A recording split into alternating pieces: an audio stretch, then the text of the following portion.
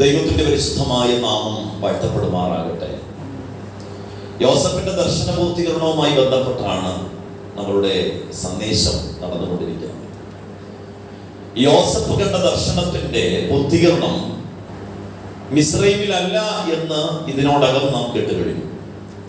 മിസ്രൈമിൽ തന്റെ സഹോദരന്മാർ വന്ന് നമസ്കരിക്കുന്നത് വഴിയല്ല യോസഫിന്റെ ദർശന പൂർത്തീകരണം നടക്കുന്നത്.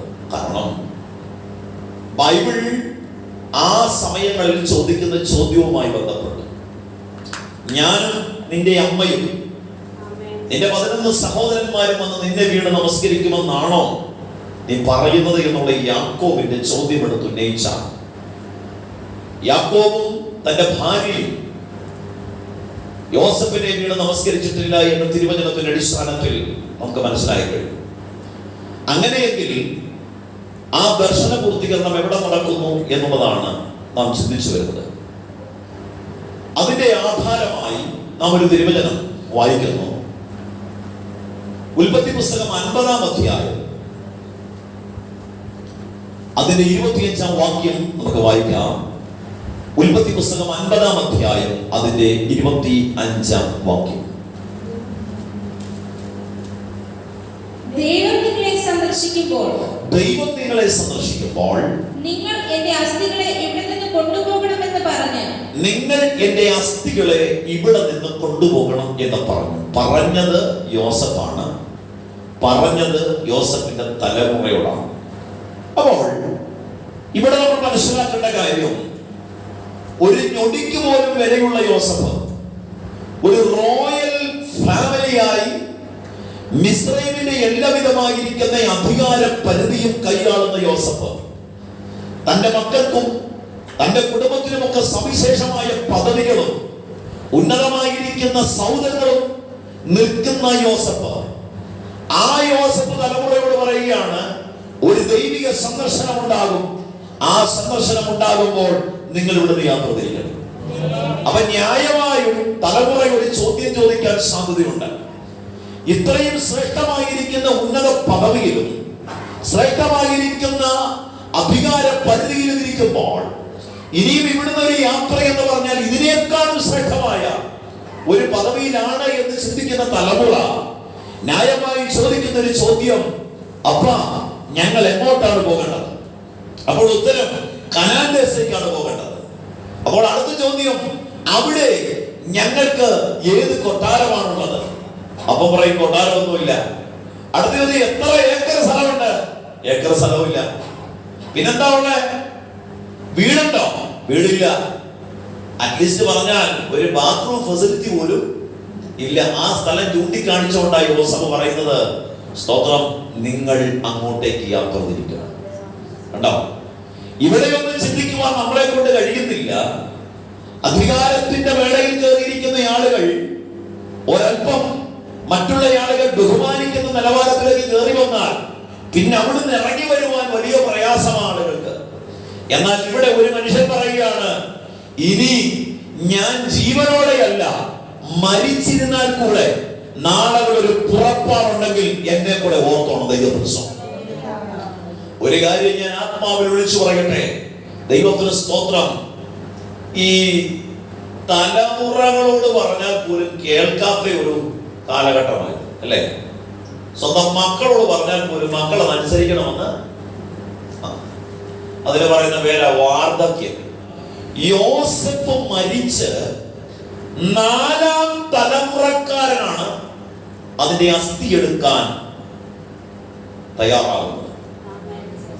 ഡയറക്റ്റുള്ള തലമുറ അപ്പൻ പറഞ്ഞാൽ അനുസരിക്കാത്ത കാലഘട്ടത്തിൽ 4-ാം തലമുറക്കാരൻ അസ്ഥി എടുക്കണമെങ്കിൽ ഒരു കാര്യം ഉറപ്പ്, അത് വെറുതെ പറയുകയായിരുന്നില്ല, അഭിഷേകത്തിന്റെ ഒരു കൈമാറ്റമായിരുന്നു. അതുകൊണ്ട് ആത്മാവിൽ ഞാൻ ഒരു കാര്യം വിളിച്ചു പറയുക, നിങ്ങൾ ഓരോരുത്തരും അഭിഷേകമുള്ളവരാണ്, അഭിഷിക്തരാണ്, അഭിഷിക്ത മതികളാണ്. നിങ്ങളുടെ തലമുറയോടൊരു കാര്യം അപ്പൻ എന്ന രീതിയിൽ പറയാതെ, അമ്മ എന്ന രീതിയിൽ പറയാതെ, നിങ്ങളെ ഒരു അഭിഷേകം എന്ന രീതി കാര്യങ്ങൾ പറയാ, ഒരു അഭിഷേകമുള്ളവരെന്ന രീതി കാര്യങ്ങൾ പറയാ, ഒരു അഭിഷേകത്തിന്റെ കൈമാറ്റം നിങ്ങളുടെ തലമുറയിൽ നടക്കട്ടെ. തലമുറ നാളുകളിൽ അത് ഓർത്തത്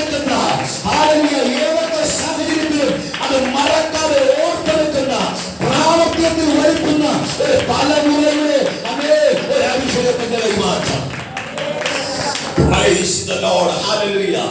നിങ്ങളുടെ ആഗ്രഹങ്ങളെയും നിങ്ങളുടെ സ്വപ്നങ്ങളെയും നിങ്ങൾ വെറുതെ ഒരപ്പൻ എന്ന രീതിയിൽ പറയാതെ ഒരാഭിഷേകൻ എന്ന രീതിയിൽ ആ കാര്യങ്ങൾ പറഞ്ഞു. ഒരു 4ാം തലമുറക്കാരൻ അത് ചെയ്യണമെങ്കിൽ അവൻ എന്ത് കമ്മിറ്റ്മെന്റ് ഉള്ളത്? സ്തോത്രം. അവൻ ഒരു കമ്മിറ്റ്മെന്റും ഇല്ല. പക്ഷെ നിങ്ങൾ നോക്കി, എന്നിട്ടും അവിടെ 4ാം തലമുറക്കാരൻ അസ്ഥി എടുക്കണമെങ്കിൽ, അതാ ഞാൻ പറഞ്ഞത്, ആ കൈമാറ്റം നിസ്സാരമായ ഒരു ആഗ്രഹമല്ല, ദർശനത്തിൽ ചാലിച്ച ഒരു അഭിഷേകത്തിന്റെ കൈമാറ്റമായി. യേശുവിന്റെ നാമത്തിൽ 4ാം തലമുറക്കാരനായ മോശയാണ് അത് വെക്കുന്നത്. തെളിവിനായി വാക്യം തരുന്നു. പുറപ്പാട് പുസ്തകം 13-ാം അധ്യായം അതിന്റെ 19-ാമത്തെ വാക്യം. പുറപ്പാട് പുസ്തകം 13-ാം അധ്യായം 19-ാമത്തെ വാക്യം. മോശെ യോസേഫിന്റെ അസ്ഥികളെ എടുത്തുകൊണ്ട് പോന്നു. ദൈവം നിങ്ങളെ സന്ദർശിക്കും നിശ്ചയം. അപ്പോൾ എന്റെ അസ്ഥികളെ നിങ്ങൾ ഇവിടെ നിന്ന് എടുത്തുകൊണ്ട് പോകണമെന്ന് പറഞ്ഞു അവൻ ഇസ്രായേൽ മക്കളെ കൊണ്ട് ഉറപ്പായി സത്യം ചെയ്യിച്ചിരുന്നു. അവൻ സുക്കോത്തിൽ നിന്ന് യാത്ര പുറപ്പെട്ടു. ദൈവത്തിന് സ്തോത്രം. ഹല്ലേലൂയ. ഇവിടെ നമുക്ക് കാണാൻ കഴിയുന്ന ഒരു കാര്യം എന്ന് പറയുന്നത്, യോസേഫിന്റെ അസ്ഥികളെ മോശെ എടുക്കുകയാണ്. സത്യത്തിൽ ആ സമയത്ത് അസ്ഥികളെ എടുക്കേണ്ട സമയമല്ല. ഇവ നാളുകളായി പണിതുകൂട്ടിയ സമ്പാദ്യം മിസ്രയീമിന്റെ മക്കളുണ്ട്. അതിനെ എടുക്കുവാൻ ദൈവം ആവശ്യപ്പെട്ടിട്ട് അവർക്ക് ലഭിക്കാൻ കഴിയുന്ന എന്ന് പറഞ്ഞാൽ 4 തലമുറകളായി അവരവിടെ എന്തൊക്കെ കൂട്ടിവെച്ചിട്ടുണ്ടോ, ഒടുവിൽ അടിമത്ത കാലഘട്ടം വന്നപ്പോൾ, യോസേഫിനെ അറിയാത്ത മറ്റൊരു ഫറവോൻ വന്നപ്പോൾ, ഇവരെ കൊണ്ട് ഊഴിയ വേല ചെയ്യിക്കുന്ന രീതിയിലേക്കാക്കി മാറ്റി. ആ ഊഴിയ വേല ചെയ്യുന്ന സമയത്ത് ഇവർക്ക് ശമ്പളമോ കാര്യമായ ഭക്ഷണമോ ലഭിച്ചിരുന്നില്ല. അപ്പോൾ മിസ്രയീമിൽ പിന്നെ ഉണ്ടാക്കുന്ന സമ്പത്ത് മുഴുവൻ സത്യത്തിൽ ഇസ്രായേലുകാരുടെ അല്ലെങ്കിൽ എബ്രായരുടെ അധ്വാനത്തിന്റെ ഫലമായി. അത് തിരികെ എടുക്കുവാൻ ദൈവം ആവശ്യപ്പെടുന്നു എന്ന് മാത്രമേ ഉള്ളൂ. പക്ഷെ അതെടുക്കുമ്പോൾ ഒരു കൊള്ളയടിക്കുന്നവനെ പോലുള്ള ലാഘവത്തോടെ, എന്ന് പറഞ്ഞാൽ അതുപോലെ നമുക്ക് ആവശ്യമുണ്ട് എന്നുള്ള നിലയിൽ എടുക്കുവാൻ ദൈവം ആവശ്യപ്പെടുകയാണ്. ഊഴിയവേല ജയിക്കുമ്പോൾ ആദ്യം എന്താണെന്നറിയാമോ? ആദ്യം ജയിച്ചത് ഇവർക്ക് കച്ചിയും കൊടുക്കും ചെളിയും കൊടുക്കും, രണ്ടും കൊടുക്കും. കച്ചിയും ചെളിയും ചേർത്ത് കൊടുക്കുമ്പോൾ ദൈവത്തിന് സ്തോത്രം, ഇത് രണ്ടും വെച്ചിട്ടാണ് ഇവര് ഇഷ്ടിക ഉണ്ടാക്കുന്നത്. ആ ഇഷ്ടിക അവര് വിറ്റിട്ട് അവര് സ്വർണമായി തിരികെ വാങ്ങും. അപ്പൊ ആദ്യമൊക്കെ നല്ല ശമ്പളവും നല്ല ആഹാരവും കൊടുത്തിരുന്നു. പക്ഷെ പിന്നീട് അങ്ങോട്ട് വന്ന അവരുടെ ആഹാരം എന്താണെന്നറിയാമോ? സവോളയും കുക്കുമ്പും. ഈ 2 സാധനങ്ങളായിരുന്നു. മനസ്സിലായോ? ചീരുള്ളി ചിറ്റുള്ളി എന്നൊക്കെ വായിച്ചിട്ടില്ലേ? ഓക്കെ. സവോളയും കുക്കുമ്പും. സ്തോത്രം. പിടി കിട്ടിയോ? ഈ 2 ആഹാരങ്ങളാണ് ആര് കഴിച്ചുകൊണ്ടിരുന്നത്? ഇസ്രായേല്. എന്നിട്ട് പറയാ, നിങ്ങൾ ഇറച്ചിക്കലത്തിന്റെ വക്കിൽ. ശരിയാണ്, വക്കിലകത്തൊക്കെ പോയി നിൽപ്പുണ്ട്. ഈ പണ്ടാരത്തെ പറഞ്ഞാല് ഈ ATM-ന്റെ സെക്യൂരിറ്റിയുടെ കാര്യം പറഞ്ഞാൽ ഇഷ്ടംപോലെ ലക്ഷക്കണക്കിന് രൂപയുടെ കാവൽക്കാരനാണ് പുള്ളി. പക്ഷെ അയാൾക്ക് തിരിച്ചു പോകാൻ വണ്ടിക്കൂലി ഇന്നത്തേക്ക് അയാൾ നടന്നു വരിക എന്ന് പറഞ്ഞ പോലെ ദൈവത്തിന് സ്വന്തം. അപ്പോ ഇവരോടെ പോയി നിൽക്കുന്നുണ്ട്. നിങ്ങൾ നോക്കി, കട്ടിപ്പണിയും നൈസ് ആഹാരവും. നമ്മുടെയൊക്കെ വർക്കിനും ഇവിടെയൊക്കെ ആഹാരത്തിന്റെ റൈറ്റ് കൊണ്ട് നമുക്ക് എന്ത് ചെയ്യുന്നില്ല പണിയെടുക്കാനായിട്ട്. ഉച്ച കഴിച്ചിട്ടൊക്കെ ആണെങ്കിൽ കുനിയാൻ വലിയ പാടാ. കാരണം അത്രയ്ക്ക് ആ ബന്ധനമൊക്കെ നമുക്ക് കൂട്ടിയില്ലേ. സ്വന്തം കൃപയാൽ ഞങ്ങൾക്ക് നൈസ് പണിയും കട്ടിയ ആഹാരമായിട്ട് ദേശീയമായി കിട്ടിയിട്ടുണ്ട്, മാറിയിട്ടുണ്ട്. ദൈവത്തിന് സ്വന്തം. ഏറ്റവും കൂടുതൽ അവർ എന്ത് ചെയ്യുന്നറിയാമോ? അവർ ചെയ്യുന്നത് കച്ചി കൊടുക്കുന്നില്ല. എന്ത് ചെയ്യുന്നില്ല? കച്ചി കൊടുക്കുന്നില്ല. കച്ചി കൊടുക്കാതെ ഇഷ്ടിക ഞങ്ങൾക്ക് എന്ത് ചെയ്യണം പറഞ്ഞു. കച്ചിക്ക് വേണ്ടി ഇവരോടെ പോവും. ഇവര് പിന്നെ നെട്ടോട്ടം ഓടുകയാണ് കച്ചിക്ക് വേണ്ടി. കച്ചിക്ക് വേണ്ടി നെട്ടോട്ടം ഓടിയിട്ട് ആ കച്ചി ഇവർ സ്വന്തമായിട്ട് ഉണ്ടാക്കി, സ്വന്തമായിട്ട് കൊണ്ടുവന്നിട്ട് ആ കച്ചി ഇവിടിട്ട് കുഴച്ച് കൊടുക്കുമ്പോൾ ഇവർക്ക് കിട്ടുന്ന ആഹാരമാണ് കുക്കുമ്പറും സവോളയും. ഇതാണ് ഊഴിയ വേല. മനസ്സിലാവുന്നുണ്ടോ? അത്ര കണ്ടങ്ങ് പീഡിപ്പിച്ചു. എന്തിനാ പീഡിപ്പിച്ചെന്നറിയാമോ? പീഡിപ്പിച്ചതിന്റെ കാരണം ഇവരുടെ വംശവർദ്ധനം ഉണ്ടാകാതിരിക്കാൻ. എന്നാൽ ഇവരെയും പെറ്റെന്ത് ചെയ്യരുത്, പെരുകരുത്. ആ പെറ്റ് പെരുകാതിരിക്കേണ്ടതിന് കൊടുത്ത സാധനങ്ങളാണ് കുക്കുംബറും ഈ പറയുന്ന സവോളയും കൊടുത്തിട്ട് അവർക്ക് ഭയങ്കരമായ വേലയും കൊടുത്തു. ഈ സാഹചര്യത്തിലാണ് മോശയുടെ ഇറങ്ങുന്നത്. മനസ്സിലാകുമല്ലോ സ്വന്തം. നമ്മുടെ നാട്ടിൽ വെള്ളം പൊങ്ങിയ സമയത്ത് അന്ന് ക്യാമ്പിൽ നടന്ന രസകരമായ ഒരു സംഭവമുണ്ട്. എന്താണ് എന്ന് ചോദിച്ചു കഴിഞ്ഞാൽ, ഒരു വീട്ടിൽ എല്ലായിടത്തും വെള്ളം കയറിക്കൊണ്ടിരിക്കുമ്പോൾ ഒരു അമ്മായിയമ്മയും മരുമകളും ഇവര് തമ്മിൽ ഭയങ്കര ശത്രുത എന്ന് പറഞ്ഞാൽ, ഈ അമ്മായിയമ്മ ഒരു 7 വർഷത്തോളമായി അമ്മായിയമ്മ കിടപ്പിൽ തന്നെയാണ്. അപ്പോ ഭക്ഷണവും സാധനങ്ങളും എല്ലാം അവിടെ കൊണ്ട് അമ്മായിയമ്മയുടെ വായിൽ കൊണ്ട് വെച്ചു കൊടുക്കണം ഈ മകൾക്ക്. പക്ഷേ പെടലിയുടെ ഇവിടം തൊട്ട് കാല് വരെ അവർക്ക് തളർച്ചയാണെങ്കിലും അവരുടെ നാവിന് ഒരു തളർച്ചയും ഇതുവരെയും ബാധിച്ചിട്ടില്ല. അതുകൊണ്ട് തന്നെ അവരതുകൊണ്ട് ചെയ്യാൻ പറ്റുന്ന എല്ലാ കാര്യങ്ങളും അവരെന്ത് ചെയ്യും? ശാപിക്കും, രാഗും, ഇതെല്ലാം അവരും ചെയ്യും. ഇവളെ മുടിഞ്ഞവളെ എന്നൊക്കെ കയറി പുള്ളിക്കാരത്തെ വിളിക്കും. അങ്ങനെ നിൽക്കുക. ഇന്ന് ചാകുമല്ലോ നാളെ ചാകുമല്ലോ എന്ന് പുതുപുത്തൻ പ്രതീക്ഷയോടെ പുള്ളിക്കാരത്തെ വീണ്ടും കൊടുക്കുന്നുണ്ട്. പക്ഷേ അങ്ങനെ ഇരിക്കുമ്പോഴാണ് ഇവരുടെ ഈ ആകുന്നില്ല 8 വർഷമായിട്ട് കിടപ്പല്ല. അങ്ങനെ ഇരിക്കുമ്പോഴാണ് നാട്ടിൽ വെള്ളം പൊങ്ങിയ സമയത്ത് ഇവരുടെ ഭർത്താവ് രാവിലെ ജോലിക്കായിട്ട് എന്ത് ചെയ്തു? കടന്നുപോയി. അപ്പൊ കടന്നുപോയപ്പോൾ ഇങ്ങനെ വെള്ളം പൊങ്ങുന്നതായിട്ടുള്ള വാർത്തകൾ വന്നു. പുള്ളിക്കാരത്തി പതുക്കെ അന്വേഷിച്ച് പിടിച്ചിറങ്ങി വന്നപ്പോൾ പുള്ളിക്കാരത്തിക്ക് മനസ്സിലായി വെള്ളം പൊങ്ങും, ഇനി ഇവിടെ ഒന്നും നിൽക്കുകയല്ല, ഡാമുകളെല്ലാം തുറക്കുന്നു. വാർത്ത കേട്ട പുള്ളിക്കാരത്തി പതുക്കെ എന്ത് ചെയ്തു? വീട്ടിൽ ചെന്ന് അത്യാവശ്യം TV എല്ലാം എടുത്ത് പൊക്കി വെച്ചേച്ച് ന്യൂട്രൽ അവിടെ നിന്ന് ഇറങ്ങി. ഇവിടെ കിട്ടിയോ? ന്യൂട്രൽ അവിടെ നിന്ന് ഇറങ്ങിയിട്ടും വേറൊരു വഴിക്ക് എന്നിട്ട് എന്ത് ചെയ്യുന്നറിയാമോ? വെള്ളം പൊങ്ങുന്നത് വരെ പുള്ളിക്കാരത്തി വെയിറ്റ് ചെയ്തു.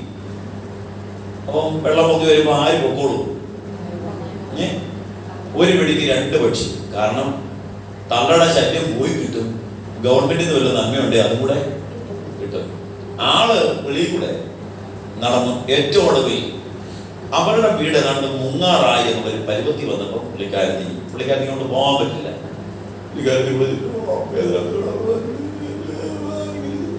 ഭയങ്കര കരച്ചത്. ഭർത്താവിനോട് പോയി അറിയത്തില്ല. അവരിൽ പറഞ്ഞു, നിങ്ങളൊരു കാര്യം, ഞങ്ങൾ അമ്മയെ രക്ഷിച്ചോളാം, നിങ്ങൾ ക്യാമ്പിൽ പോകും. ഉടനെ പുള്ളിക്കാരത്തി ഭയങ്കര വിഷമത്തോടെയും വേദനയോടെയും അകത്തളത്തിൽ വിടുതൽ പ്രാപിച്ചെന്ന് പറഞ്ഞ് എന്ത് ചെയ്യുക?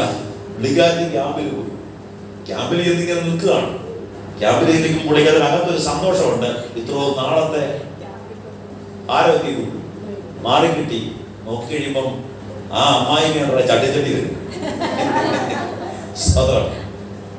അമ്മായിമ്മ ചട്ടിച്ചട്ടി വന്നിട്ട് ഓടി വന്നിട്ട് ഇവളെ കണ്ട ചെടി മൂദേവി, നീ എന്നെ കൊല്ലാനായിട്ട് അവിടെ ഇട്ടേച്ച് പോയില്ലേ എന്നും പറഞ്ഞ് അവളെ 2 ചീത്ത. ഉടനെ ഈ പെമ്പച്ച് വിടുവോ? പെമ്പച്ച് പറഞ്ഞ, കാളിത്തവളെ, നിങ്ങൾ 8 കൊല്ലമായിട്ട് എന്നെ പറ്റിച്ച് നിങ്ങൾക്ക് നടക്കാൻ ആരോഗ്യം ഉണ്ടായിട്ടും നിങ്ങൾ എന്നെ പറ്റിച്ച് എന്ത് ചെയ്യുക? ഇവിടെ കഴിയുകയായിരുന്നല്ലേ എന്ത് ജോലി? അപ്പം വെള്ളം പൊങ്ങിയാൽ അറിയാം ഏതൊക്കെയാ പ്രാധാന്യം. TV ആണോ, അമ്മയാണോ, ഫ്രിഡ്ജാണോ എന്നൊക്കെ പ്രാധാന്യമൊക്കെ നമ്മൾ അറിഞ്ഞല്ലേ? സ്തോത്രം. ഞാൻ പറയട്ടെ പ്രിയമുള്ളവരെ, ആവശ്യത്തിലധികം സ്വർണം എടുക്കുവാൻ ഇവിടെ കിടക്കുമ്പോഴും മോശ യോസഫിന്റെ അസ്ഥികളെ എടുത്തു. അതാ ഞാൻ പറഞ്ഞത്, അഭിഷേകത്തിന്റെ കൈമാറ്റം.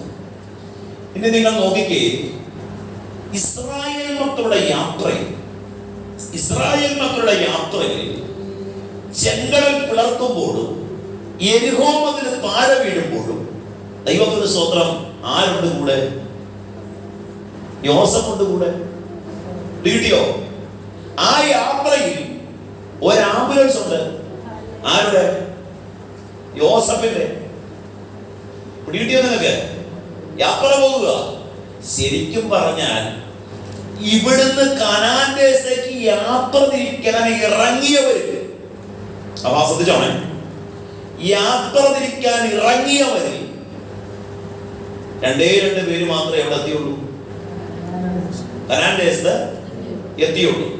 ബാക്കിയുള്ളവർ മുഴുവൻ അവിടെ പട്ടുപോയി, മരുഭൂമിയിൽ പട്ടുപോയി എന്നും പറഞ്ഞ് 2 പേരാണോ കനാൻ ദേശത്ത് എത്തിയത്? അല്ല, ലക്ഷക്കണക്കിന് ആളുകൾ കനാൻ ദേശത്ത് എത്തി. പക്ഷെ അവരെല്ലാം ഈ 40 വർഷത്തെ ഇടവേളയിൽ ജനിച്ച കുഞ്ഞുങ്ങളാണ്. മനസ്സിലായോ?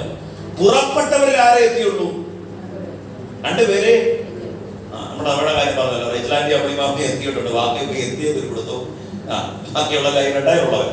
ദൈവത്തിന് സ്വന്തം. അപ്പൊ ഞാൻ പറയേണ്ട പ്രിയമുള്ളവര്, ദൈവത്തിന് സ്വന്തം. രണ്ടേ പേർ അവിടെ എത്തി. അപ്പൊ അതാരൊക്കെയായിരുന്നു? യോശുവയും കാലേബുമായിരുന്നു രണ്ടുപേർ വന്നവർ. ഇതൊക്കെ നിങ്ങൾ ഓർത്ത് വെച്ചോളാം കേട്ടോ. ദൈവത്തിനും ഒരിക്കൽ ഞാനിവിടെ ഇങ്ങനെ പ്രസംഗിച്ചുകൊണ്ടിരിക്കുകയാണ്. പുറപ്പെട്ടവരിൽ 2 പേരാണ് കനാൻ ദേശത്ത് എത്തിയത് എന്ന് ഇങ്ങനെ പ്രസംഗിച്ചെല്ലാം കഴിഞ്ഞാൽ പുറത്തോട്ടിറങ്ങിയപ്പോ നമ്മുടെ അപ്പുറത്തെ എസ്തേറമ്മ ചോദിച്ചു, ആശ്രയമുള്ളൂ നിന്നെ എന്നോട് നിന്ന് 2 പേരെ എത്തിയുള്ളൂ. നമ്മളെ മനസ്സിലായി, അമ്മച്ചോട് ഇത് പറഞ്ഞാൽ കേൾക്കുന്നുണ്ട്. 2 പേരെ എത്തിയുള്ളൂ. ഞാൻ പറഞ്ഞു പുറപ്പെട്ടവരിൽ 2 പേരെ എത്തിയുള്ളൂ. അമ്മ ചോദിച്ചു, എന്റെ ചോദ്യം അതല്ല, 2 പേരെ എത്തിയുള്ളൂ. ഞാൻ പറഞ്ഞു എത്തിയവർ ഒത്തിരി പേരുണ്ട്, പക്ഷെ പുറപ്പെട്ടവര് സ്വന്തം പ്രായമുള്ളവർ, അവർക്ക് നല്ല വചനത്തിന് തിട്ടം ഉണ്ട്. നിങ്ങൾക്ക് പ്രായം മാത്രമേ ഉള്ളൂ.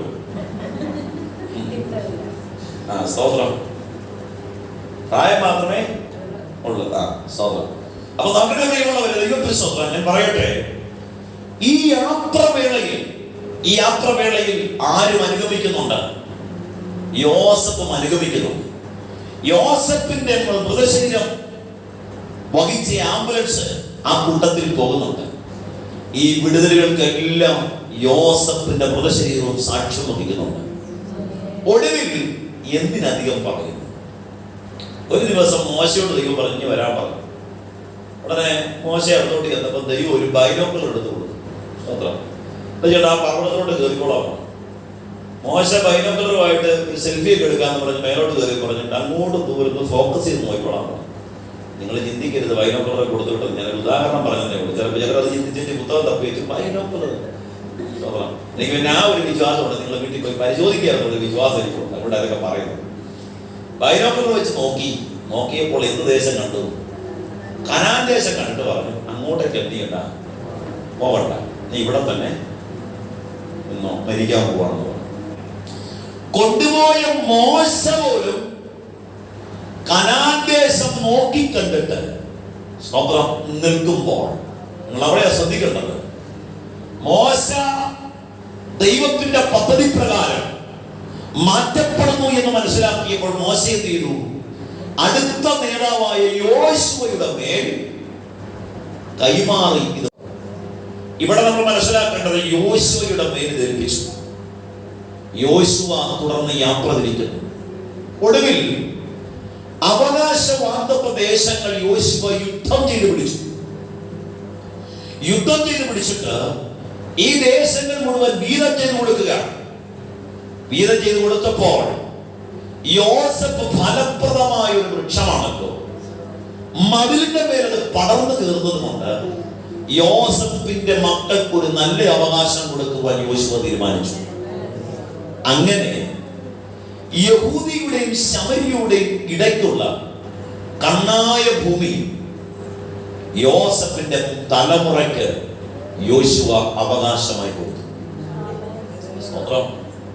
ഒടുവിൽ കൊച്ചുമക്കളെല്ലാം കൂടി എന്ന് തീരുമാനിച്ചു, ഇനി അപ്പന്റെ മൃതശരീരം വേറെ ഇനി IBC-കാരന്റെ ED-കാരന്റെ ചട്ടക്കോടുകാരന്റെ ഒന്നും സെമിത്തേരിൽ എന്ത് ചെയ്യണ്ട, അടക്കണ്ട.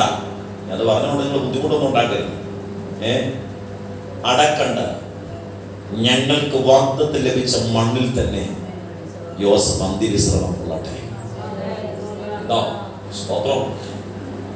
എവിടെയാ മരിച്ചത്? ഇസ്രായേലിൽ. ഇപ്പൊ എവിടെ വന്നു? വാഗ്ദത്ത ദേശത്ത് വന്ന് അവിടെ ശവസംസ്കരിക്കപ്പെട്ടു.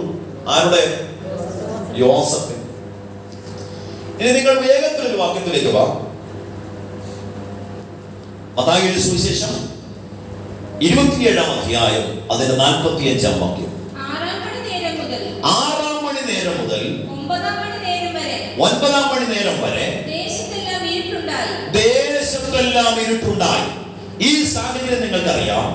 കർത്താവായ യേശു ക്രിസ്തുവിന്റെ കാൽവറി മരണത്തിൽ സംഭവിക്കപ്പെടുന്ന, അഥവാ കർത്താവായ യേശു ക്രിസ്തു 3 നാഴികളാൽ ക്രൂശിൽ തറയ്ക്കപ്പെട്ട് കിടക്കുമ്പോൾ കർത്താവിന്റെ അന്ത്യനാഴികക്കുള്ള സമയങ്ങളിലേക്ക് വരുന്ന വാക്യങ്ങളാണ് നാം വായിക്കുന്നത്. അതിനകത്ത് 6 മണി നേരം മുതൽ 9 മണി നേരം വരെ ദേശത്തെങ്ങും എന്തുണ്ടായി? കൂരിരുട്ടുണ്ടായി. അടുത്ത 51 വാക്യം. അപ്പോൾ മന്ദിരത്തിന്റെ തിരശ്ശീല മേൽതൊട്ട് അടിയോളം. അപ്പൊ യേശു ക്രിസ്തുവിന്റെ മരണം സംഭവിച്ചു, അഥവാ സ്വന്തം തോളിന്റെ മേൽ തല ചായ്ച്ചു വെച്ചിട്ട് അവൻ പ്രാണനെ വിട്ടു. അതിനുശേഷം സംഭവിക്കപ്പെടുന്ന കാര്യങ്ങൾ, ദൈവാലയത്തിന്റെ തിരശ്ശീല രണ്ടായി, മുകൾ തൊട്ട് താഴെ വരെ രണ്ടായി ചിന്തി. ഭൂമി കുലുങ്ങി. നിങ്ങൾ ശ്രദ്ധിക്കണമേ, എല്ലാ വീടിന്റെയും കർട്ടനങ്ങ് വീണുമായിരുന്നോ? അല്ല, പിന്നെ യെരൂശലേം ദൈവാലയത്തിന്റെ. ഭൂമി കുലുങ്ങി എന്ന് പറഞ്ഞാൽ എല്ലാ ദേശത്തും കുലുങ്ങിയോ? ഇല്ല. പിന്നെയോ ഇസ്രായേലിൽ അഥവാ ക്രൂശീകരണം നടക്കുന്ന ഇടങ്ങളിൽ എന്തോ സംഭവിച്ചു? ഭൂമി കുലുങ്ങി. അടുത്തത് പാറകൾ പിളർന്നു. പാറകൾ പിളർന്നു. എല്ലായിടത്തെയും അല്ല, ആ ദേശത്ത് പാറകൾ പിളർന്നു. കല്ലറകൾ തുറന്നു. കല്ലറകൾ തുറന്നു. നിദ്ര പ്രാപിച്ച വിശുദ്ധന്മാരുടെ ശരീരങ്ങൾ പലതും. നിദ്ര പ്രാപിച്ച വിശുദ്ധന്മാരുടെ ശരീരങ്ങൾ പലതും ഉയർത്തെഴുന്നേറ്റ് അവന്റെ പുനരുത്ഥാനത്തിന്റെ ശേഷം കല്ലറകളെ വിട്ടു. നോക്കിയ നിങ്ങൾ, കർത്താവായ യേശു ക്രിസ്തുവിന്റെ മരണവുമായി ബന്ധപ്പെട്ട് വിശുദ്ധ തിരുവെഴുത്തുകൾ വ്യാഖ്യാനിക്കുന്ന ഭാഗമാണ് വായിച്ചത്.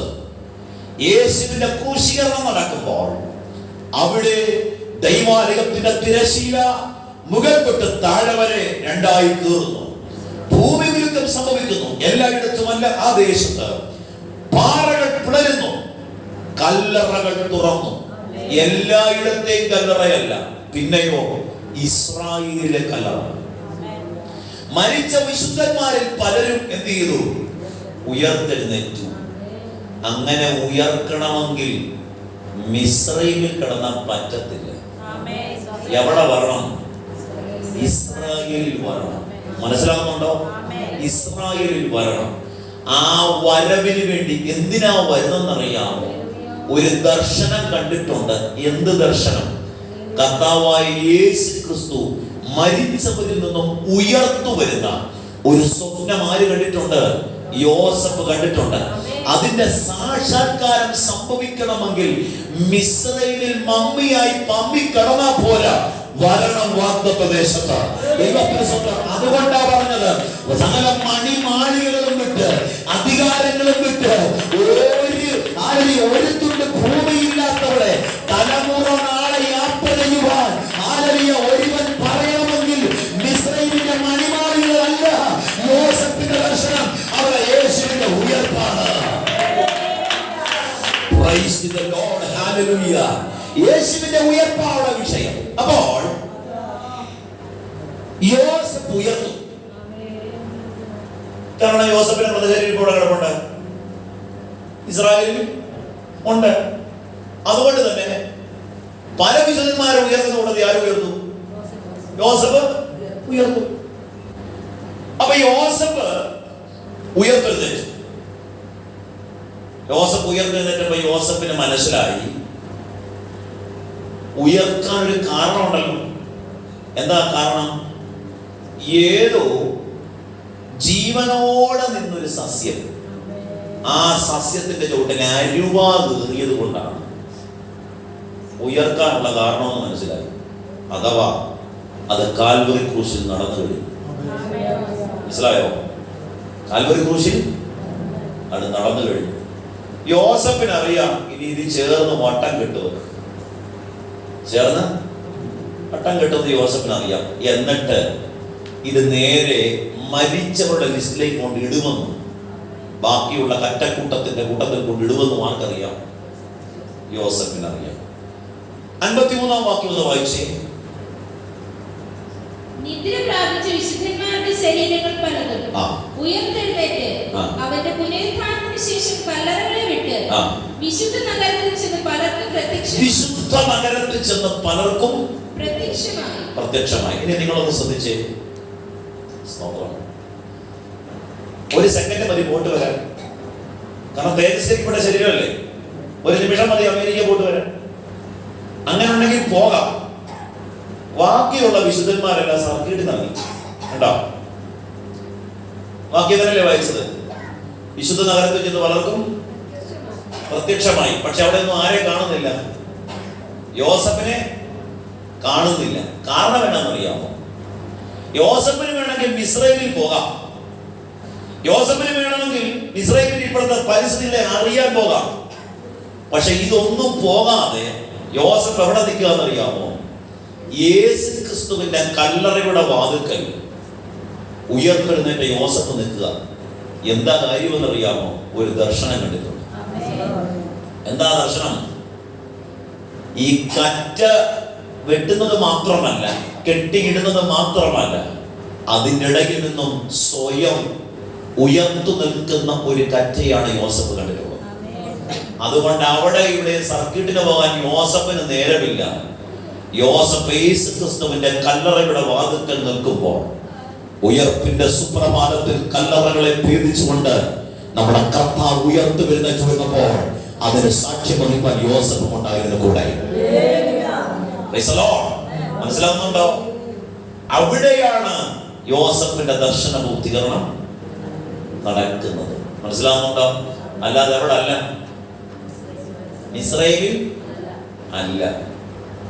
അപ്പൊ നമ്മുടെ പാസ്റ്റർമാരെല്ലാം പ്രസംഗിച്ച് നമ്മളെ എവിടെ കൊണ്ടുപോകണം? മിസ്രൈമിൽ. ബിന്ദു മിസ്രൈമിൽ നിന്നു ഉടനെ അധികാരം, ഇതല്ലേ നമ്മുടെ പ്രസംഗം. പക്ഷെ യോസഫിന്റെ ദർശനം ഉണ്ടാവും. അധികാര സ്ഥാനത്ത് നമ്മൾ എങ്ങോട്ടാ വരുന്നത്? പറ. ക്രൂശിലേക്കാണ് വരുന്നത്. മനസ്സിലായോ? അധികാര സ്ഥാനത്ത് നിന്നും അവനെങ്ങോട്ടാ വരുന്നത്? ഇതെല്ലാവരും അനുഗ്രഹിക്കുവാണ്.